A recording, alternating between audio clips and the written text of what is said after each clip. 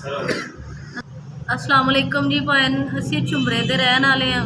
मेरे 6 महीने तो भाई बीमार ने तो साढ़े को इस टाइम एक टाइम की रोटी भी नहीं है ना दवाई है। तो थोड़ी मेहरबानी है, थोड़े के रिक्वेस्ट है कि साड़ी मदद करो, प्लीज़ साड़ी मदद करो। अस्सलाम वालेकुम जी, सानू ना भाई मुहल्ले वाले ने फंड इकट्ठा करके PKLI हॉस्पिटल भेजा है। यह मेरा भाई है, यदा एक बेटा वे ते साड़ा बाप भी है, साड़ा भाई भी है, तो साढ़े वाला साहब भी साढ़े सिर ते नहीं है। थोड़ी मेहरबानी है, साड़ी मदद करो, प्लीज़ साड़ी मदद करो। साड़ी बड़ी मेहरबानी होएगी थोड़ी, साड़ी मदद करो, प्लीज़ साड़ी मदद करो। डॉक्टर ने कैंसर दसिया होया जिगर का, तो भाई साड़ा वाला साहब भी है, ये साड़ा भाई भी है, इहदा बेटा एक कला भाई है साड़ा, 3 असी सिस्टरां वा।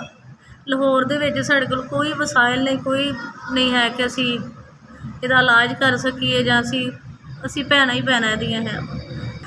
साड़ा एक कला कला भाई है, छोटा सारा इहदा बच्चा वे, प्लीज़ इहदे रहम ते करम करो, इहदा बच्चे दे सदके इहदा इलाज करा दे।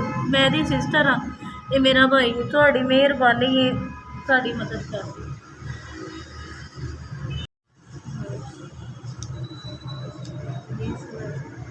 अस्सलाम वालेकुम भाई, SBS वालियां दे असीं शुक्रगुजार हाँ। 20,000 रुपया मेरे भाई दे इलाज वास्ते दिता है, तो मैं बहुत ज़्यादा दुआवां तुहानूं दे रही हाँ।